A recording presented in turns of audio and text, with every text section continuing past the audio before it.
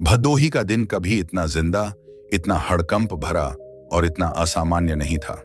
सूरज की पहली किरण जैसे ही जिले की मुख्य सड़क पर पड़ी, गलियों, पथों और नालियों में एक अजीब सी खामोशी छा गई। लोग अपने घरों से झांक रहे थे।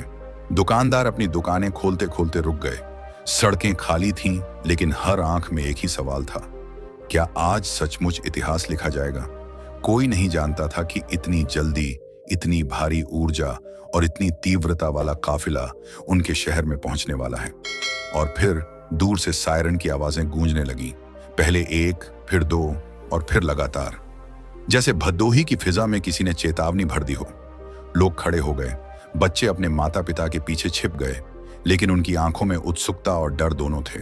और फिर दिखाई दिया 200 गाड़ियों का काफिला, जैसे किसी फिल्म का दृश्य। हर गाड़ी पर लोग नारे लगाते, झंडे लहराते और हाथ में बैनर पकड़े हुए थे। पुलिस का काफिला पीछे था, लेकिन लगता था कि उनके कदम कविता भील के काफिले के सामने छोटे पड़ गए। अगर आप बहुजन शेरनी की हिम्मत और न्याय की लड़ाई हर गांव तक देखना चाहते हैं, तो चैनल को सब्सक्राइब करें, वीडियो को लाइक और शेयर करें। कमेंट में बताइए आप भी किस तरह समाज के लिए खड़े हैं। अगली कहानी मिस मत करना। भदोही के मुख्य चौक में सजा मंच अचानक फीका पड़ गया। लोग खुद को रोक नहीं पाए।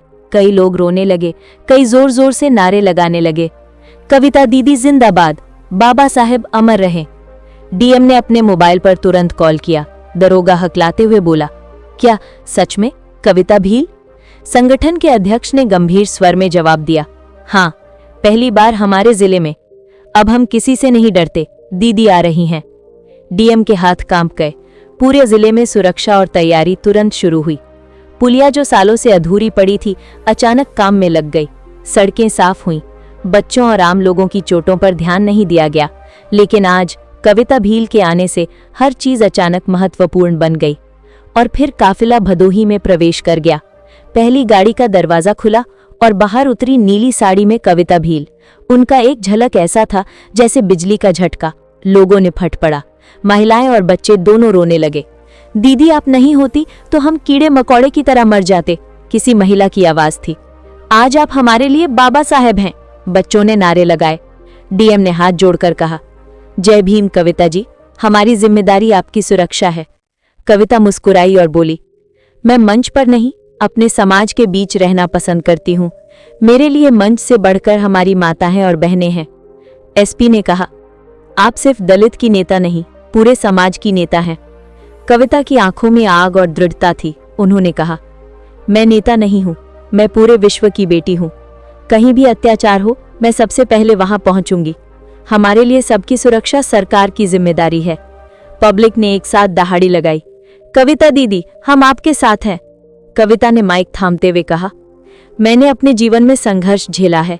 जब मेरी माँ को डॉक्टर ने दलित होने पर इलाज से रोका तो वो मर गई। मेरे पिता ने मेहनत कर मुझे पढ़ाया। आज जब मैं देखती हूँ कि हमारे बच्चे जाति देखकर क्लास के बाहर बैठते हैं तो मेरा दिल फट जाता है।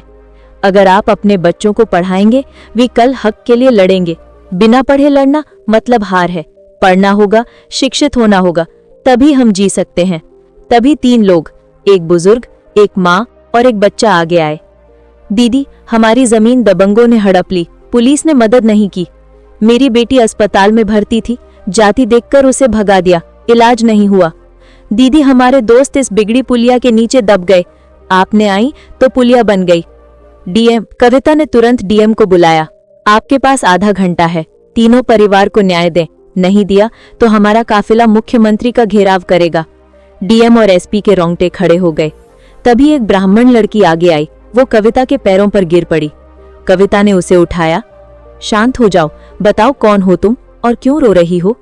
लड़की कांपते हुए बोली, दीदी मैं आपको लड़ते हुए देखकर हिम्मत पाती हूँ। मैं जाति से ब्राह्मण हूँ, पर मैं दलित होना चाहती हूँ।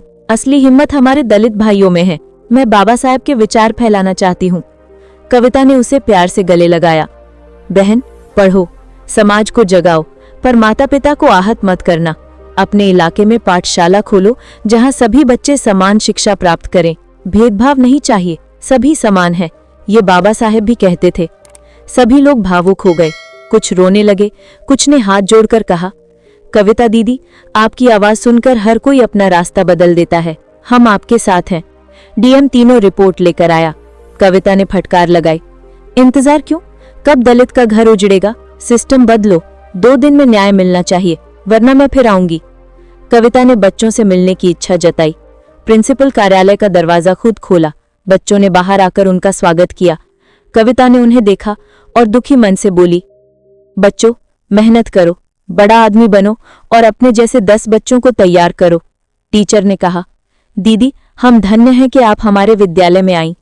कविता मुस्कुराई, ये विद्यालय आपका है, धन्यवाद मेरा नहीं, आपका है। काफिला धीरे धीरे लौटने लगा। लोग रोते हुए नारे लगाते हुए लौटे, कविता दीदी जिंदाबाद, बहुजन की शेरनी अमर रहे।